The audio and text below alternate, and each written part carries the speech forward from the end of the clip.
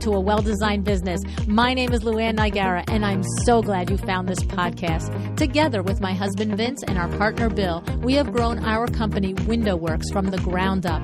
So I know and I understand the challenges you face in running your interior design business. I also know that your talent alone isn't enough to ensure your success. So on this podcast, we talk about strategies and practical steps to help you grow your business. But make no mistake about it, we have our share of fun here too, mixed in with those aha moments that I love so much. This isn't fluff. Nobody has time for that. Whether you are a new interior designer or a seasoned designer, I am here to help you create and to manage the kind of interior design firm that you dream of. It's straight talk and it's action. Are you ready? Let's get started. Hi, welcome to A Well-Designed Business. Today, we're joined by Joyce Pickens, a Los Angeles-based interior designer and the owner of JDP Interiors. Joyce started her own business 5 years ago after getting her start working with Nathan Turner. Joyce creates beautiful, comfortable, and textural spaces, and she provides her clients with superior customer service and project management.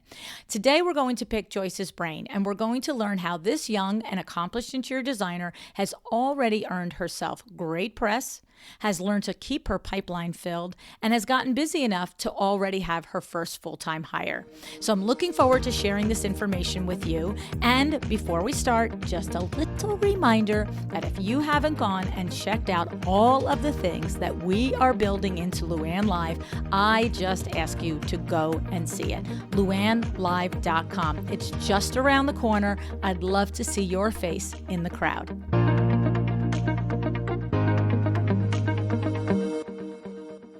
Hi, Joyce. Thanks so much for joining me on A Well-Designed Business today.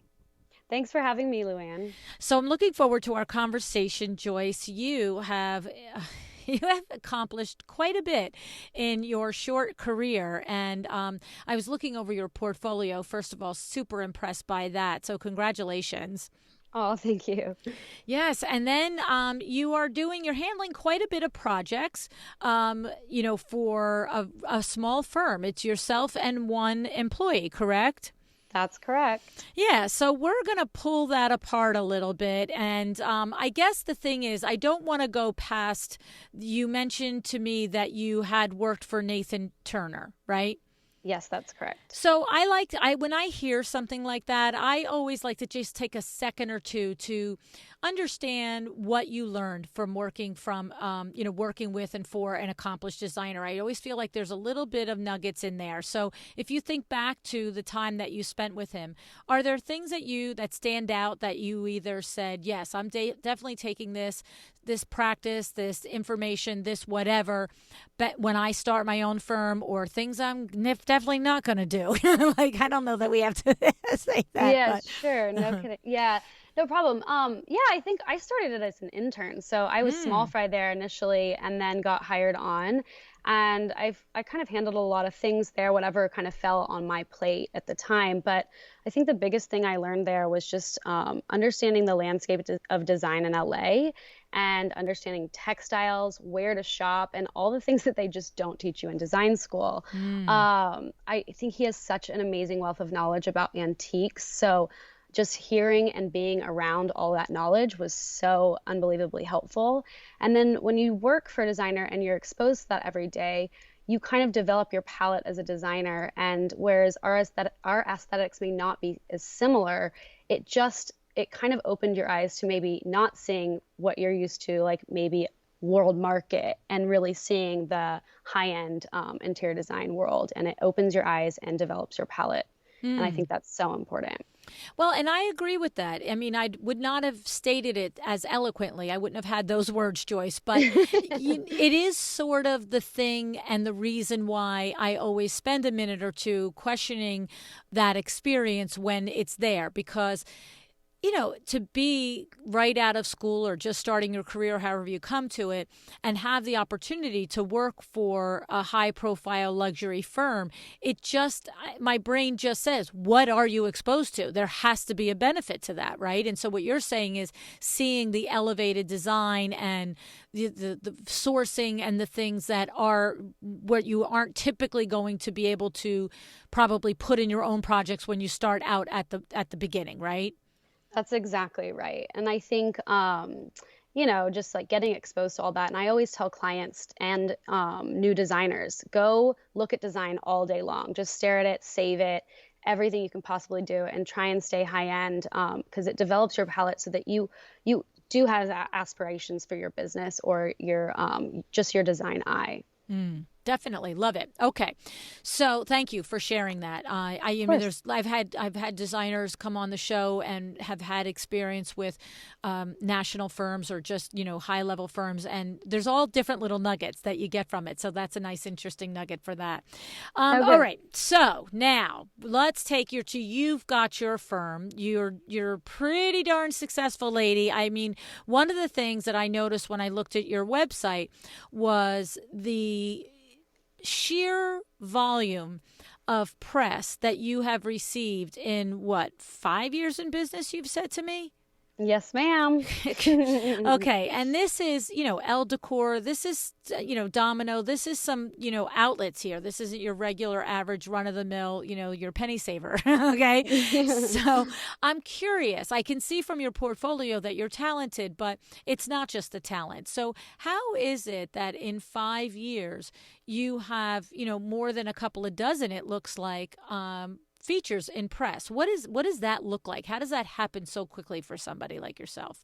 Yeah, sure. I think there's just a new generation of designers and a generation that really understands press and Instagram for take it for what you will. And just understanding that whole world and being able to navigate it. I think when I first started, I thought I went and got a design degree, and I thought it would be something that I would do later in life. So I thought, I saw my mom's friends that were designers, for instance, and they were in their 50s and their friends could hire them that had the money to do so later in life. And I always thought maybe it was something I could do later. But as I was leaving design school, that landscape was changing, and there were young designers doing what I wanted to do, or there were blogs out there, and the landscape was changing rapidly. And so I was able to start my career pretty young, and kind of, I think I got in right at the right moment where all that was changing. And what does that mean, and translate that, Joyce, to me, to the actual doing of it? So I hear you, Sure. and I understand that, you come out and you are relatively young at the time and you have that whole handle on social. But what did you do in actually capitalizing on that comfort level with technology and social media that you brought into your business? Yeah, sure. I think I started from the bottom and just has been climbing the ladder inch by inch as I've gone. And I originally started with a little back house that I lived in here in LA, and went to flea markets to fill it. And I got that shot. And then ended up submitting that to apartment therapy. And that was probably my first press piece. Simultaneously, I created an Instagram, named my company JDP Interiors all those years ago, and just started, starting with little vignettes I would add to Instagram, or things that I loved and I saw, or inspiration photos, and really just built a following there and just kind of a little community. And as I started getting projects on my own, I think taking photos that were high quality and really styling them out and having that material to show can make a huge difference in getting your name out there and getting press opportunities. So it's interesting because if we've been told once, we've been told 50 times that one of the number one things that you have to do is make sure that you make the investment in high quality photography pretty much out the gate. If you expect to jump your business out the gate, right? You don't have to Yes, if you're willing to take forever to get there, right? But the question is that it was interesting because you said in there, styling them out. So was there a point where you're doing projects, whether it's for yourself or others, and I remember Pope design studio, Carolina and Beth, they were the first person to use the term with me, design to completion. And I just always remember them saying that term, and it makes total sense. It's a visual for me. It's like, oh, so you made me a beautiful kitchen, but design to completion is you've got the bowl there with the fruit in it, and you've got the, the whatever's there, the flowers, the tchotchkes, blah, blah, blah. So what did that look like when you're starting out and you're on a budget? Like, think back and give the tip there. How did you style things out? Did you go to the store and have to return them? All of that, is that all part of it, right? Sure. Yeah. I think I always look at design in two phases. It's the furniture side, and then there's the styling and accessorizing. And I always tell clients, like, without the styling, that's 50% of it. And if you don't invest in that side, the design doesn't come to life. And same goes for photography.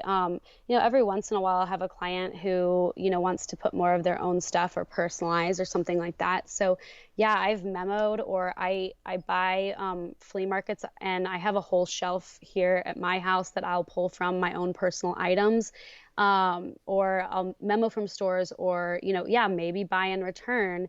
And I think those accessories are what brings the photos to life and what brings the final project to life. And so finishing it out like that is so, so incredibly important. So am I hearing you in that, first of all, you are educating your client that you can look at my website, you can see all the beautiful things, but if you don't hire me to complete it all the way to styling, it's not going to look like that. So number one, you're saying, yes, it'll all be beautiful. The furnishings will be beautiful, but your point is it's a 50-50. The completion is the styling. So you're educating them that on the front end. But are you also saying that on the back end, and maybe it's not the case now, but in the beginning years, on the back end, if somebody didn't want to have you design to completion, you're saying to them, so understand, when I take the photographs, I may bring things from my own house, I may borrow things from stores, I may do this, but understand this will be photographed with styling, right? Yes, 100%. We let clients know that up front. And if they don't want us photographing for whatever reason, then we charge a premium for loss of press opportunities. And, that's how we garner new business. So it's so important. Oh, that's the first time I've ever heard that. Really? So, yes. Now I always say there's probably somebody else doing it, but it's the first time I've heard it on the show. So I just want to recap the first, though. The first is that you're telling them, as long as they're agreeing to photography, you are going to design to completion. You will take it away. And we've had designers that have expressed to us that they will accessorize something for photography, and then they will, have the price list of the different things in case the client says, oh, wouldn't mind having that now. I said I didn't want 2 lamps over there, but now I'll take them. But my point is that for you, it's part of business. It's not, oh, darn, they're not going to do this one to completion. You are doing it one way or another. Yeah, I think the only caveat to that would be there are clients who, do want maybe a personal art piece that doesn't work in the design scheme that I've envisioned in my head. And so for photography purposes, we will bring in something different, or maybe it's a personal photo and they don't want that shown out there. So we will fill in those holes for the photography shoot. But I think it is as of now, styling and accessorizing is included in our design fee. But it is a lot of work. So I'm questioning whether that should be included at the moment. Right. No, it is a lot of work. And that's why I'm really kind of picking it apart here, because I love that you said memo something out. So you go into, do you memo things out from retail outlets in your area as well as the trade outlets, or is that strictly a trade type thing that you would do? I think when I was younger and earlier in my career, I would purchase from retail shops and bring in. It doesn't have quite the I think old world feel that I want in my accessories. So as of now, sometimes I'll go purchase outright from a few flea markets here in town that I really love, or I will go memo from local trade showrooms like Hollywood at Home or Nikki Kehoe, and bring those in and show them to my clients. And more often than not, when they see that final product, they could never have envisioned it. But when I do bring it in, more often than not, they want to keep it. Okay. And so The idea, though, is that you can go to your trade resources and say, hey, I really wanted her to put this XYZ chair in this location. She decided she didn't want a chair, but photography is coming. And so can I memo this out, which means sign and borrow and blah, blah, blah. But if they buy it, we're all good. But if they don't, you bring it back. It's an upfront arrangement with the trade showroom. That's correct. And more, usually it's smaller items. I try and get all the main pieces in and do one furniture install. And so those main pieces are in there, but they fall a bit flat without pillows and throws and vases and things like that. So those are the items I bring in on a second round of accessory styling install. And those items are some that I purchase outright, hoping that my client purchases them. And if not, they go into my inventory and I know that I will use them down the line.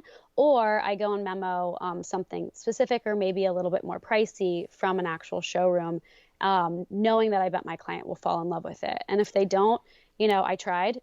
Okay. And but if they do, then great. I think, it ends up being the perfect piece. Right. Okay. And then from budgeting standpoint, do you, when you set up your budget at the beginning of the year, just have a line item in your books that says, for accessories and things and for styling. And then if it, like for that example, if you have to go buy something and it can't be returned and then it goes into your inventory, are you, just from a QuickBooks standpoint, where are you putting that? Is that operating expenses? Is that marketing? Are you squirreling away cash for that? Or do you just run it out of operating and, what do you do? Yeah, we just log it as inventory, and then I think it's an asset. So we kind of leave it in there until it goes out, and then I have a great, I outsource my accounting, not the stuff that I have to do in-house, but all my QuickBooks and everything. So when I do sell something, I let them know immediately. It goes through my invoicing system and alerts them. And so everything kind of is tied up with a happy bow at the end. But it does sit on the books for a while. Okay, understood. Okay. And then the other thing that you said in there is that you explain to clients up front that if they are not wanting to be part of a photography thing, they don't want their photos out there, that they're going to pay more money, a premium. Is it the design fee that goes up? How do you actually do that? Yeah, it's interesting because I haven't had it happen yet. Oh, okay.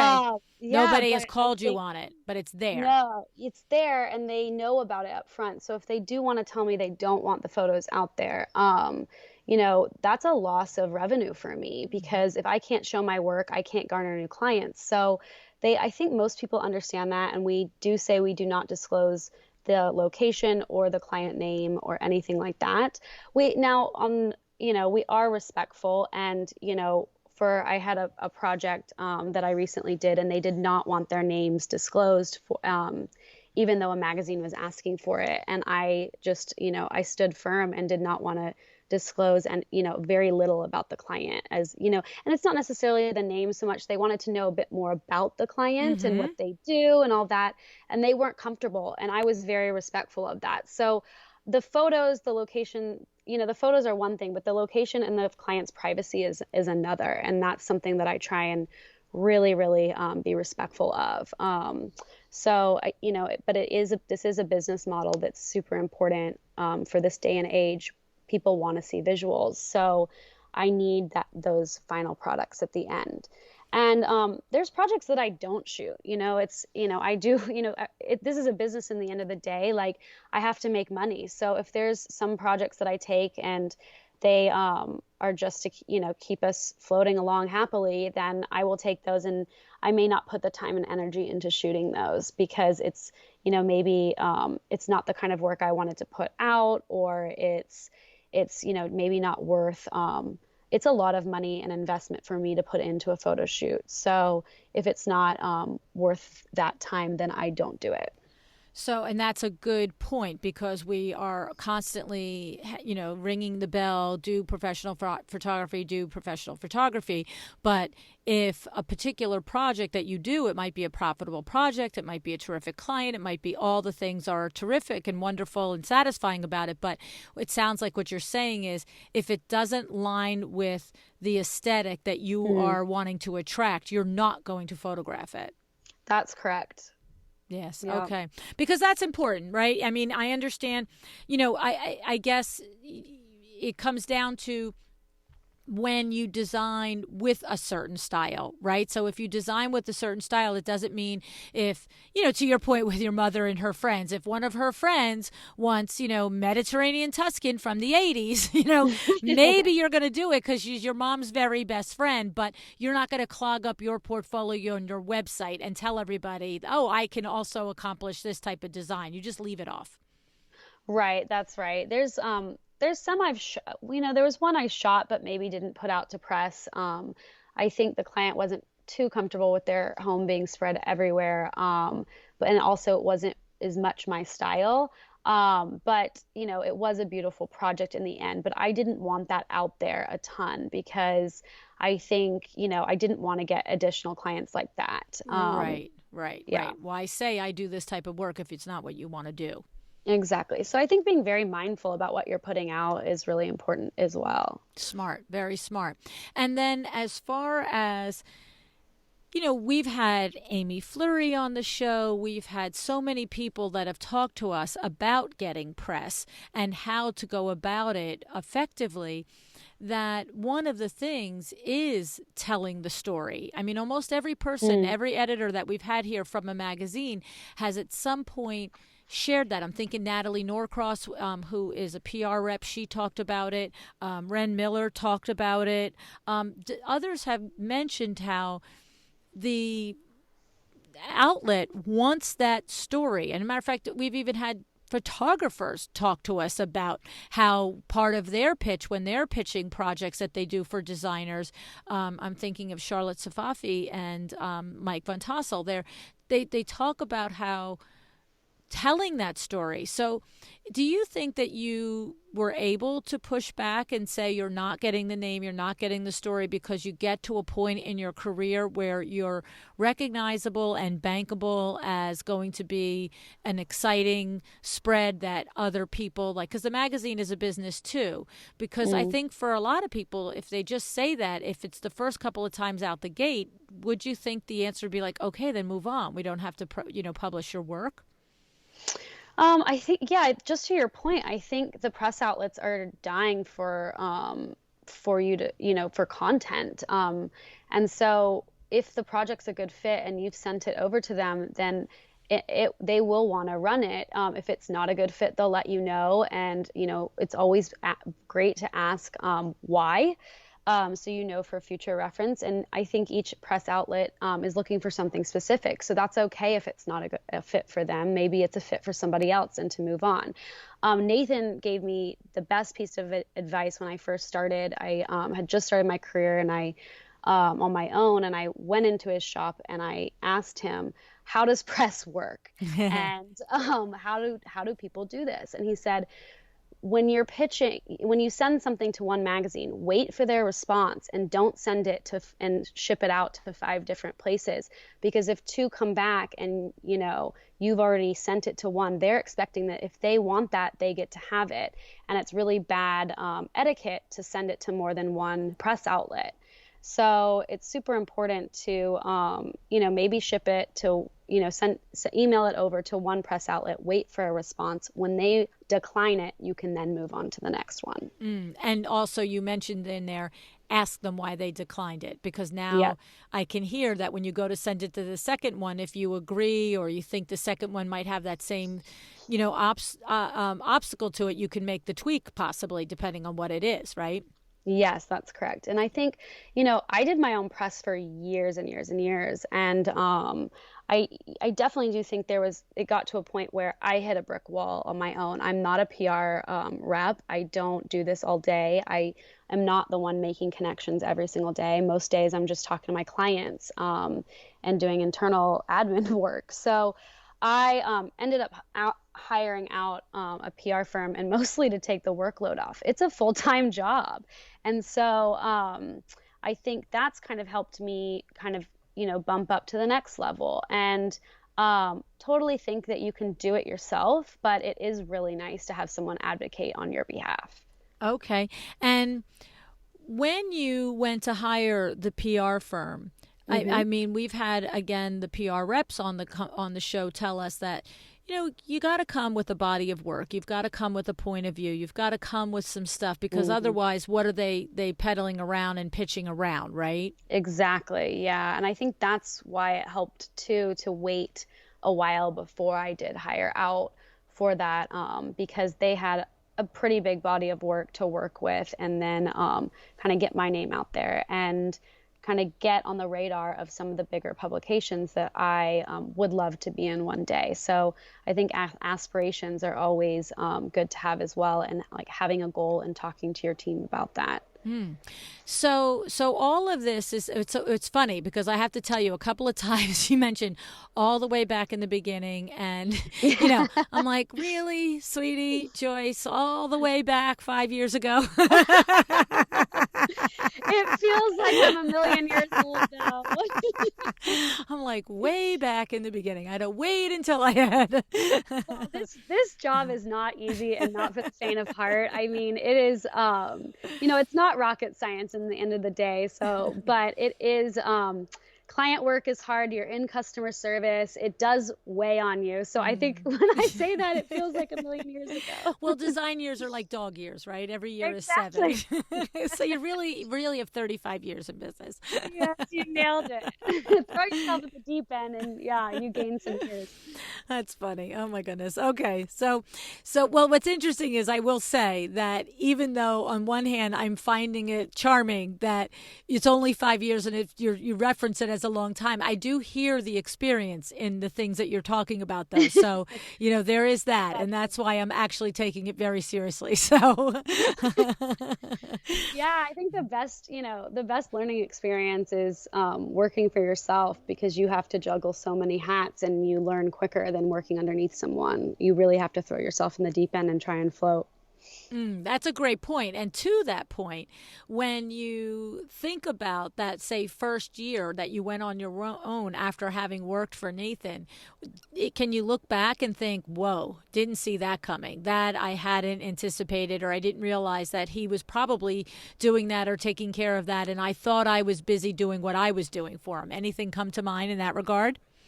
Oh yeah, I mean, of course. I envy his ability to be able to juggle everything that he's got. He has a book, he has, design projects, and he had a showroom at the time, and that is a lot. Like I don't know how they did it. So yeah, looking back, it's crazy. It's I have a lot of things and hats that I'm juggling as well, and so I can relate and empathize for sure. Right, exactly.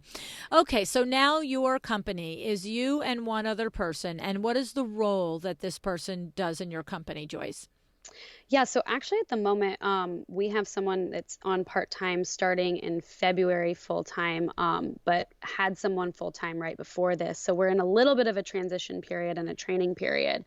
But prior to that, I had them doing basically all the admin work. You have to understand your strengths and weaknesses. And I'm great. I can do everything myself, but I don't have a passion for every single tiny instance of my business. And I understand that I do have a creative mind.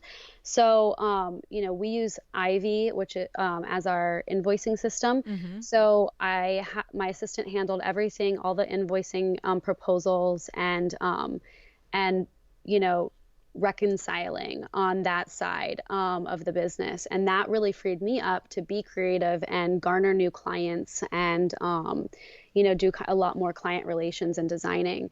And that was amazing. So I'm hoping to get to that place starting February as well. But just I start each day with a list, and the items that don't need to be done by me, I try and fob off. So it doesn't make sense for me to run down to the PDC and pick up a piece of fabric that I know I need to pick up. That is something somebody else can do. There's no need for me to do that. So just understanding what I need my hand in and what I don't is crucial to managing what needs to be on my plate and what doesn't. Yes, that, you know what? I say it all the time. My friend Madeline McCrae hit me between the eyes with that about 3 years ago. And I was having a conversation with her and we were going through, and I was like, whoa, all this stuff, blah, blah, blah. And she says, Lou, I want you to start saying the sentence to yourself: who else can do this? Right? Yes. Who else can do this? Who else can do Yeah. this? Right? So you make a to-do list every day, but then once the list is made, then it's like, me, her, me, her, me, her, me, her. Right? Exactly. I delegate at that point, and that our my day changes rapidly. There's some times where I don't know what's scheduled for the week until, maybe Saturday, or like maybe the Friday before. Mm. And then the week kind of takes on a life of its own, I've found. And I just prioritize, and then I delegate and figure out what is most important at that time, what client needs the most attention at that time, and what tasks are most important. And That's how what do I you get into, like, generally, how many projects would you say you're handling at a time, Joyce?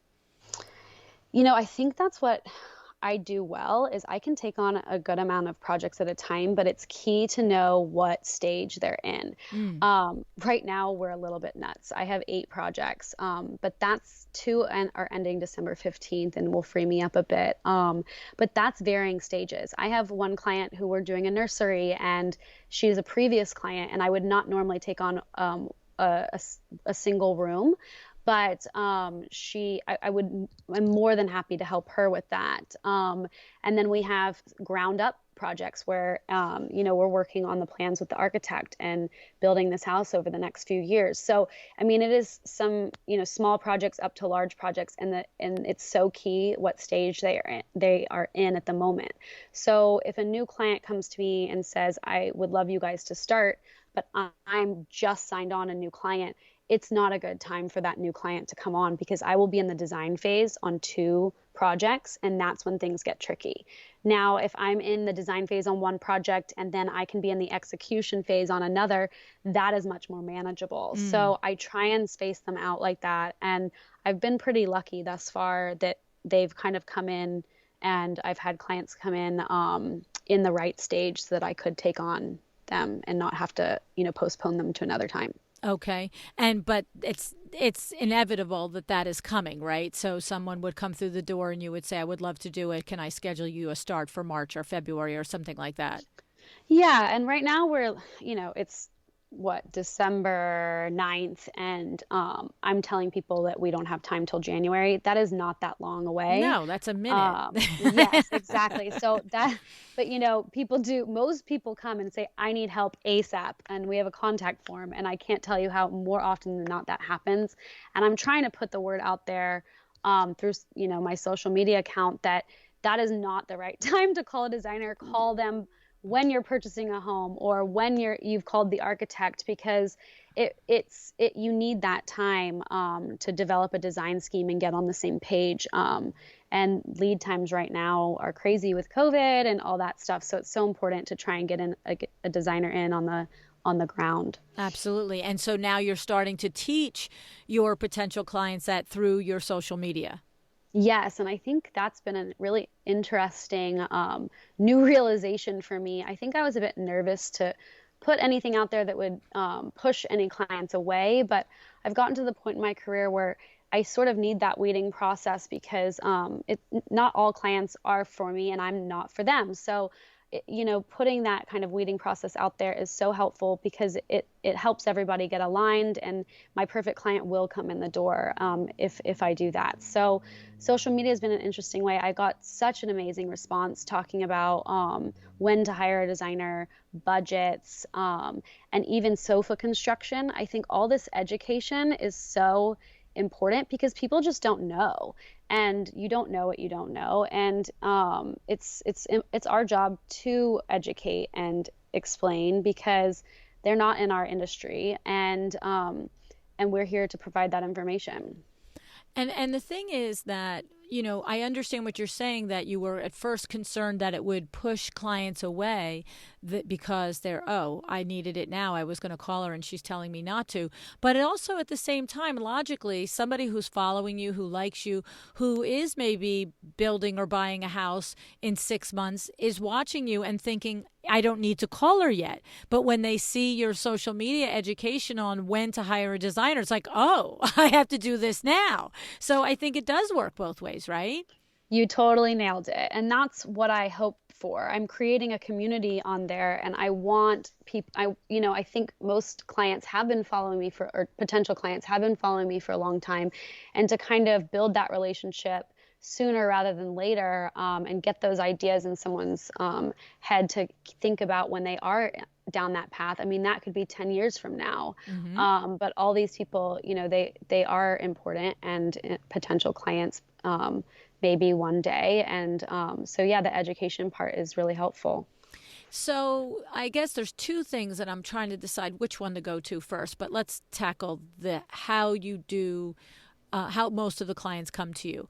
Are they coming to you at this point, Joyce, mostly through social media? And does that mean Instagram, or is it a combination of different types of social media? Is it, referral? Where are you getting most of your clients from? Yeah, sure. I think at this stage, it's all across the board. But I'd say 50-50 social media or just some kind of internet form. And then the other 50 is word of mouth. And I do think word of mouth is still such an amazing, maybe antiquated, but important venue for clients because people trust their friends and their, friends that maybe do have the money to hire a designer are within that same kind of group, and it helps pair me with an ideal client. And I'm so thankful for my past clients who continue to refer me. And I think moving forward, it is changing a bit, and I'm getting a lot of Pinterest actually, which is really interesting. I've noticed, and then Instagram for sure, and then just as we were mentioning before, a couple press outlets. So it's been really interesting because I've added my contact form, and I force, any potential client to go through that contact form so that I have all the information up front. And one of the questions that we now ask are, where did you find us, or how did you hear about us? And that's been invaluable knowledge, to find out, because I do feel like it's 50-50. What I know is often is a stumbling block is you have a client at the first year or 2 years of your career, and now your services and your fees 5 years later or 10 years later are dramatically different. But when that first couple of clients refers you, did you have that, Joyce, or because you worked with Nathan, did you start out higher than most new designers might? Like, how did that work for you? Oh no, I definitely undercharged when I first started. So you're no different than the rest of us, right? Yeah, I think we all make that mistake for sure. Okay. But regardless of whether I undercharged, I was very lucky in having a couple really great clients in the beginning who are very well connected. And so whether or not I undercharged them, the socioeconomic bracket that they were in was, made it all worth it to me to have those connections. And they are a younger couple, so I think that's also really fun to have clients that keep coming my way that are, starting families or, a little bit younger and want those kind of fresher young designs, which is maybe a bit more my look. So I think all that has been really aligned. And so I think those first couple clients in the beginning were really, really crucial. So, but to that point, so if you are saying, hey, in the beginning, I did definitely undercharge when that say one of those first clients that you undercharge, say they don't give you a referral for 3 years, because not everybody in your circle of friends is going to be investing in an interior designer every day of the week. When the first referral came in, did you have that, well, what do I do? Because now my hourly or my design fee is this, but they've probably shared with them what I had charged them. Like, how did you deal with that? I think it's interesting. I don't know that they do share. I mean, maybe they haven't, they didn't let me know that, but I think I think that really, I have found that my prices are respected because by the time the next referral came around, I was a bit more established and I had done a few more jobs. And I will say, my first client that was my first great client, I got another great client pretty much right after that was completely unrelated. So I think I was able to put out another good body of work right after. That second client actually has not given me a referral to this. Not that he hasn't referred me. There just hasn't been one that's come Right. my way. I think he was a great client and we've stayed great friends, but he ended up moving to Pennsylvania. So I think that hasn't been something that's garnered a next client, but it was still a great body of work that I put out after that. So I think what you're saying to me is, if I heard it correctly in there, is that when the referral came from the client who might have been in that first group of clients where, in looking back, you were undercharging, you didn't overthink it. You're just like, these are my prices now. You didn't say, like when I said, oh, what if they talk? You're like, I don't even know if they would have talked. So what I'm hearing, tell me if I'm right, is this is what I charge now, and whoever referred you is irrelevant in my life. I mean, certainly Yep. that's all inside voice, but in a nicer way. But that was the process in your mind. Is that right? Yeah, 100%. I think as you grow and you get more experience and you have a larger body of work, like you should be able to charge what you need to survive and to run your business and to grow your business. So I think people respect that and understand that. So I think you charge what you charge, and I'm very upfront and I send a document with our design fee right off the bat. And if they bite, then great. If not, they're not my clients. So I appreciate that weeding process because I don't want to. I don't want to promise something that I can't deliver to a client, and I don't want them to have false expectations. And I think that sets it from the get-go. Do you recognize, have you ever had a conversation with a colleague, and do you recognize that that's a somewhat unusual evaluation of this? In other words, I think it's outstanding and I commend you for it, but I do know from personal experience in talking with hundreds of interior designers that typically there will be that hiccup moment of, oh, when I worked with that client, I was charging 75 an hour and now I'm 175 an hour. So do I have to honor that rate for their friend, their referral? And you're saying you don't even think that way. This is when you're calling me. It's like if I went to buy a car in 1990 and now I want to buy the same car in 2000, it's more money. Get over yourself. Right? Yeah, I haven't had someone come to me and say, well, my friend paid this, so I want to pay this too. Yes. They're a new client to me, so that's neither here nor there. However, the only time I would, consider any of this would be a past client that has given me 3, 4, 5 referrals. And I will go back to them and I'm usually like, thank you guys so much for the referrals. Next time around, I'm happy to charge you X, which is a bit lower than my current rate. Okay. And however, that rate that I'm giving them is still higher than what they originally paid. I don't credit them, I don't continue working for that low fee that I did 5 years ago, 5 years later. Like, I can't sustain my business that way. So, maybe I will offer, a bit of a discount, but not as low as I was before. I love it. You just don't feel compelled to do it. I think, and what I love is that you keep expressing I'm not going to be able to sustain my business if I do that. And so it's a strictly business decision, but so many times we coil all the emotions around it. So even a client that maybe you did 3 years ago that you were working at X amount of rate or design fee, if they call you today and want to do a nursery, you don't feel compelled to go back to prices from 2017. It's like, these are my prices now. And I heard you, if they've given you 3 or 4 referrals, you might say, I'm going to give it to you this rate, but you're not, it doesn't even enter your mind that you have to charge a client the same rate throughout the trajectory of your relationship with them. Correct. Yeah. I don't feel the need to because, as my business grows, I take on maybe an employee or moving into an office and hiring the PR firm or, outsourcing my bookkeeping so that I can take more clients.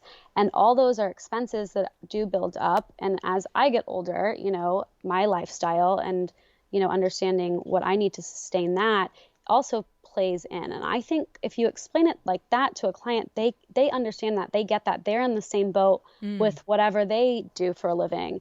And so I think it's so important to, you can go and say no, or this is, but I think the why, if you just appeal to somebody's understanding and ethos, I think that everyone can understand that. I love it. I do. But I feel like so often I'm the one beating the head saying, why do you think you have to charge the same thing you charged 5 years ago? Nothing else. You're not paying the same at the grocery store. You're not paying the same for gas. You're not paying the same for anything else. Why does design have to stay the same? And so, but I love that for you, it's what I call with my coaching clients, and we just say it easy breezy. This is what it is now. I don't really have to explain it to you unless you require me to. And if you require me to, then I have all the logic and the rationalization behind it. Totally. Yeah. I agree. Very, very interesting. Refreshing. Yay. Yay on you, Joyce. No problem. Now, just get me a little bit in the weeds on, as a solo who sometimes has a part-time and will eventually in a few months have a full-time person, just my brain spins a little bit. I understand the value of having 8 projects at various stages, even if it's, 2 at each stage, whatever that is, but not having 4 or 5 at the same stage.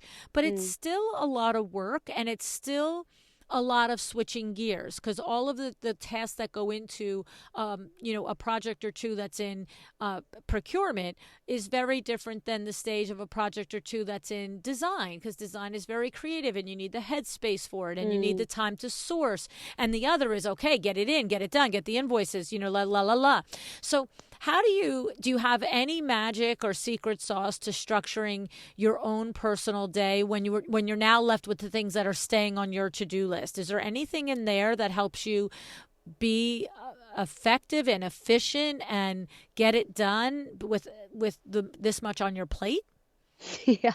I mean, I definitely think there are times where I bite off more than I can chew.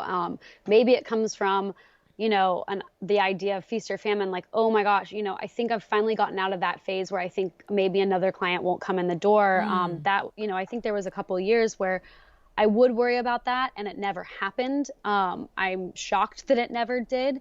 But I hate to turn away work when I do feel like I can handle it. And I think maybe the mindset I think 2021, the mindset I will change is, I'll just work harder. I think I come from a line of entrepreneurs, and I grew up with my dad saying, no worries, I'll just work harder, and I think, I don't want to disappoint if a client comes in the door and they really need my help. Like, I find that I want to help them. And so accepting that job, but then I think there is a level where, okay, if you take on this job, you can't give the client the level of service that they deserve. And so it's a fine line and a balance. And there's definitely times where I turn away clients. But if there's something that I feel like I can handle, I'll just work harder. And so I think that's definitely something why I'm having someone come out in on February, because I do need to be able to delegate and take some things off my plate so I can have a little bit more of a me time situation. But I think just a great work ethic. And then I'm also an excellent multitasker. I think it's one of the things I do best. I can think and remember of a million things that I need to do at a time. And then just keeping it all written down so that I go and I prioritize and I get this done. And this is what I can get done today. Okay, I can't get that done. Let me move that to the next day. And I just kind of chip away at it like that, and try and eventually get to a point where it's, things are getting done. So. And what do you have any specific fancy mechanism for your lists and your prioritization? Do you use Asana? Do you use a notebook? Like, what do you have anything there? We're very digital, so I do have, I use Google Drive and Google Docs, and I keep all my client communication, and I ask them to stay inside of a Google Doc so that we can reference back to all of that stuff. But when it comes to my to-do list, I'm so rudimentary. I have a notebook, a moleskin notebook, and I write down each client and what's most pressing for each client underneath each title. And then I just prioritize from there. And then I'll make a to-do list for each day based on that client list. So that's how I work. And it has been serving me well thus far. Okay. And if I were to ask you, does it feel scalable to you? Does it feel the way you have your processes in place? Does it feel like if I had 3 employees and 24 projects, the way I'm running things now easily scales to that? Or do you think you're going to have to, at some point in 2021 or 2022, take a step back and start to systemize things a little bit more? So you probably nailed on the head the ideas that I've been mulling around the most. I think interior design is a tough business. It's not that scalable because your design ideas are you, and I think a lot of the execution requires an eye for detail and attention that is super necessary to get that final look across. So scaling interior design I've found very tough, and I envy the people who are much better at that than me, and that is definitely something that I would love to try and work on in 2021. That being said, I think the design, maybe the projects that I take and the way my business is structured maybe isn't scalable on the design side or to a point. So I've also been looking into product design and I've been working on some things there. So I think selling product is more scalable, and that is something I've been really focusing on as well because of the lack of scalability on the design side. Well, and of course, there is ways to scale your firm. There's no question, but it requires shifts, and it requires, a hard look at what will you retain under your responsibility as the creative. And Sure. we've had different people address it, but the other way to scale is to go into product development and product licensing and things like that. Right. Yeah, I think it's interesting because you have to hire in order to scale, and Mm-hmm. hiring is expensive. And I Mm-hmm. think I definitely do. I am very aware that I hit a certain market. It's not low end design, but it's not the highest of high. And so I am hitting a niche market. And to charge more than I am now in order to hire more and more, on the design side might take me out of that market. So I'm very conscious of trying to balance that. And so for me, I think product design is the way to go, and hopefully in February scaling with another employee. Okay. And if you had to say, I mean, so many designers are in their own business 8, 10, 15 years, and even 3 and 4 and 5 years, and saying, I'm really trying to reach that luxury client, like you just mentioned, that Mm. you know what I mean? What do you think? Could you, like, you're standing in front of an auditorium with 10,000 designers right now, Joyce? you The know, sweat beads are rolling down. right? Like, say somebody from the audience raises their hand and says, how in 5 years did you go right to the luxury client? What do you think's in there? Uh, I think a lot of it was luck and meeting a couple clients that, were in a certain socioeconomic bracket. I think this is something I really struggle with because I moved to LA from Texas. And Texas, I have a ton of connections and family and everything. And then LA, I didn't know a soul. So to build a business here without that familial connection or growing up in a city and knowing everyone, it's not easy. And another reason why maybe opening a branch in Austin would be a great opportunity for me and something that I've been considering for a long time. So I feel all those designers' pain because it's not an easy thing to do. But I think being very professional on the get-go with your very first clients and trying to get some kind of product and look out there does bring people along. And then just being vocal about what you do charge will send the right people your way. So, am I hearing that there's a combination that in the beginning, that first client or two actually could afford luxury design? So, there's that little thing that you're saying that was kind of lucky. But beyond that, is, were you saying that you're going to specify luxury products, you're going to have pricing at a certain place, and did you not take the job that the person was like, could you just design it and we can get it all at IKEA? Did you just never take that job? Very, very first client was a friend of mine, and I did maybe charged like $800. It was like for a friend. And we did, do, maybe more like we bought from LuAnn, Georgia, and CB2 and things like that. And then the next client was maybe one rank up from that, and then the next one was a bigger client, and I was able to do a bit more custom, and we did a little construction, and I just kind of baby stepped it, I think. And then as I've gone on, have baby stepped up higher and higher. There have been setbacks where I have clients that maybe have an amazing eye, and I take them because they do understand design, but maybe they don't have as big of a budget as I was used to before, but we can be creative together. And so I think gauging whether a client is a fit for whether it's for aesthetic purposes or for budget purposes is something also to take into account, because the product you put out there does come back around. Okay. And you've said that multiple times, and that's such a great point, that when you say the product you put out there, you're referring to specifically the completed room that you put out there. What you design is what you're going to attract, or at least what you design and tell the world about is what you're going to attract. Exactly. You nailed it. And, I think it's important for clients to also understand that all the work that designers do put out there is a 50-50 collaborative effort. So, some of the rooms and product I put out there isn't always fully me, but I'm there working with my client to make them happy. And so, I think that's also something important to keep in mind too, that, and to keep it fresh and interesting and different. I don't like to do the same look over and over and over again, which is maybe why I'm also not the most scalable business, but that's really important to me, to not put the same look out over and over again so that I don't pigeonhole myself.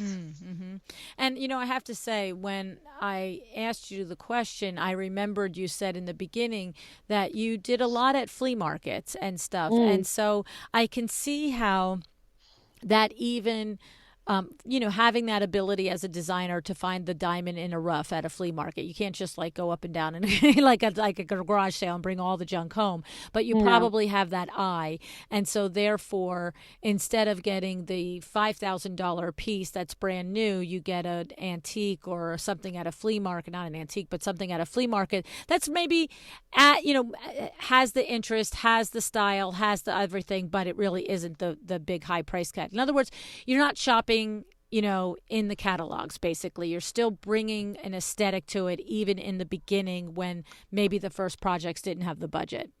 Oh yeah, 100%. I can't shop at flea markets now for every client because it's so time consuming. But, going back to how to get a certain look out there, I did my own house, and I had a quarter of the budget of what I would for a normal client. And I found an entry table, for instance, at a flea market that then I saw at an extremely high-end trade showroom here, or a store here called Obsolete, and it was very similar. And so I think I just, keeping that eye in mind, but then also being able to, it was important for me to do my house and put another product out there that didn't have a client input, so that I could do what I wanted to do, and be able to be creative like that was really important for me. Very interesting. I tell you, I think that, the combination of the foundation and being able to spend that time with Nathan and to learn the things that you did with him, your own, work ethic, like you said, the programming from your father, I'll just work harder. Okay. So, and I understand you're going to work on that. It's, but it's that grit that gets a business off the ground. We don't want to be, 10 and 15 and 20 years later doing 20-hour days, but it takes that grit. And then I'm also hearing, you get it from a business standpoint. So it's one thing for each of us to say and to try and implore to designers that have the confidence, know that you're worth what you're charging, really understand how much you bring to a project. But for you, I'm sure there's a level of confidence too, but multiple times you brought it back to, well, I have to do this to sustain a business. It's like, it's as plain as the nose on your face, sweetie. Like, Oh yeah, it's not a charity interior design, and I think right.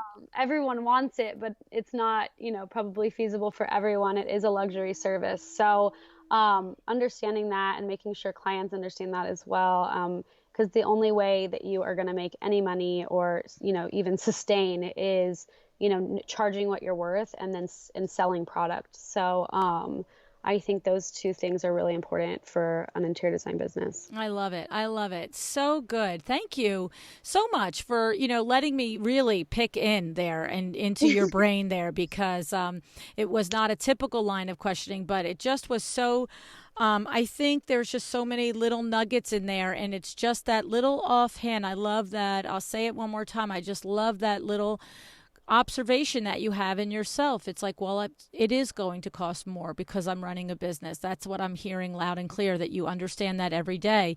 And of course, working hard and doing all the things is the gravy, is the thing. I shouldn't say the gravy. It goes without saying that that has to happen. So, but you're doing it, and it's great. And I congratulate you on it, Joyce. Oh, thank you, LuAnn. Yeah. So thanks so much for being with us today. Thank you for having me. I really enjoyed it.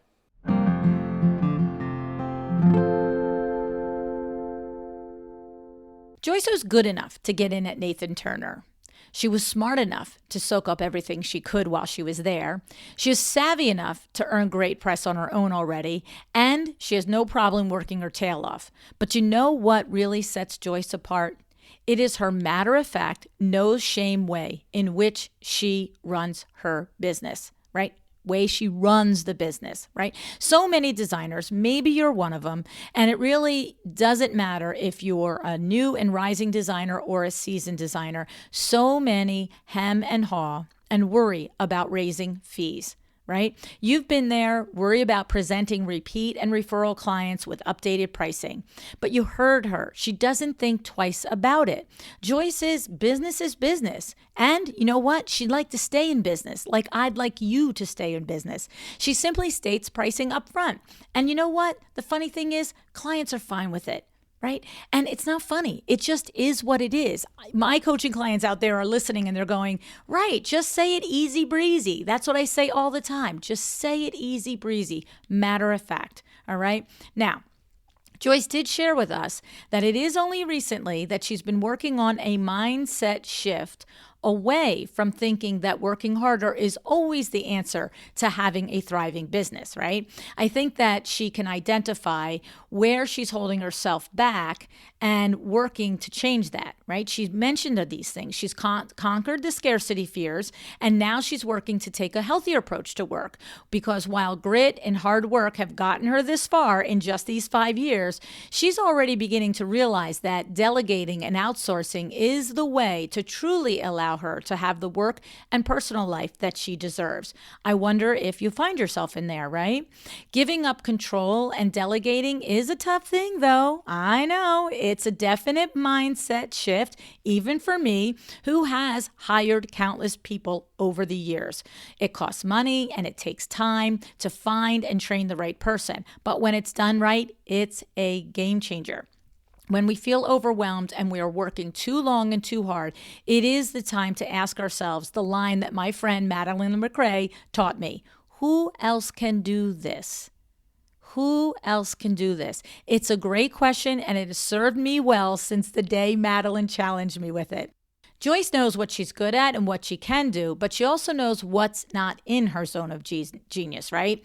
She knows she can do her books, and she knows that she can get great press for herself, but she acknowledges now that when she handed PR off to a professional, it was worth it. She got even more press, and it allowed her to focus on what she loves, which is design and interacting with clients. Okay. And I love that when Joyce started with Nathan Turner as an intern, she maximized that opportunity, and she soaked up all that exposure to understanding how to source high-end products and textiles. This is a great skill. You're not necessarily born with it. I know a lot of you are, but it is something to pay attention to. And of course, we have the perfect perfect resource for you. Kravit, our show sponsor, who's been with us from the beginning. All right. You can go there. You can look at fabric, trims, accessories, wallpapers. And don't forget, you can get 10% off at Kravit when you use the code AWDB10 at checkout. Also, keep in mind, our friends at Kravit Inc. are committed to ensuring a safe, sanitary, and a secure experience for you in all their showrooms and all their locations. Kravit promises to serve you from a distance by adhering to CDC guidelines and by taking those extra precautions. All right, go to kravit.com today and set up your account. Now, I'd like to review Joyce's tips for how to get press. All right. Number one, don't spend the time and money shooting projects that won't attract your ideal client. This is a great tip. I think we sometimes forget this, right? Number two, style and accessorize it. It makes the project and the photos come to life. Number three, submit your project to one publication at a time. Wait for a rejection before submitting it to a second publication. And if a publication rejects the project, use it as a learning opportunity. Make sure you ask them, why wasn't it accepted? What was about it that you turned it down for, right? So that you can really tweak it maybe before you make your next pitch.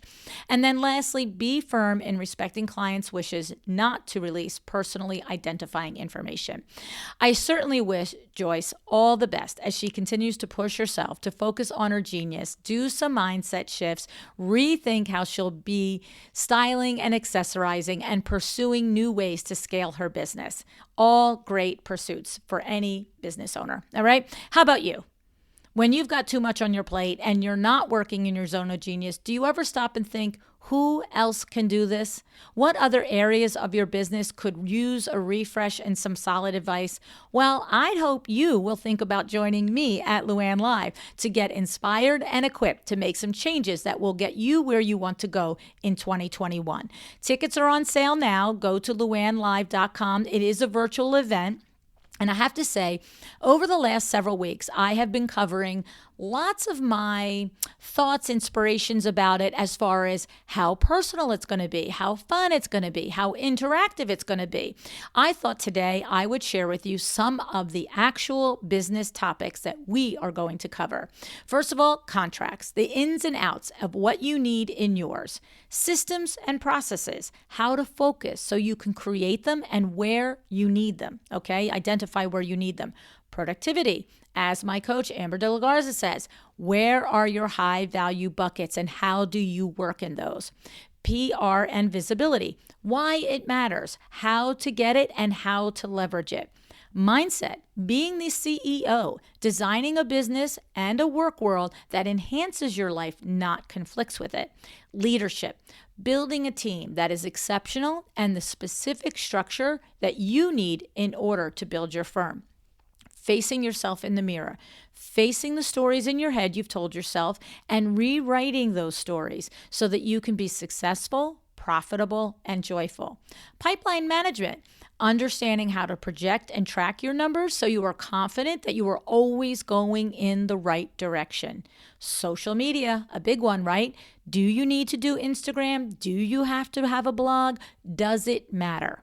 All right. So I've been telling you all the fun interactive things. They're some of the hardcore business things that we're going to work on. Okay. And mark my words, this is work. We are going to work. These are going to be long days filled with lessons, ideas, tools, strategies, and aha moments to help you create a well-designed business that brings you joy, one that you are proud of, and that earns you the lifestyle you aspire to.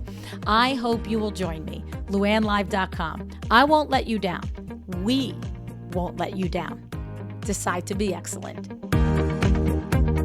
Thank you so much for joining me again today. This podcast is a production of WindowWorks, your resource for custom window treatments and awnings. To learn how we can help you on your next interior design project, go to www.windowworks-nj.com. And if you're interested in working with me on your business, either through masterminds or one-on-one coaching, or you want to know how to get my book, The Making of a Well-Designed Business, or you just want to know what's going on in the podcast land and where I'm going to be. All of that is found at LuAnnNigara.com. Thank you so much. Have an excellent day.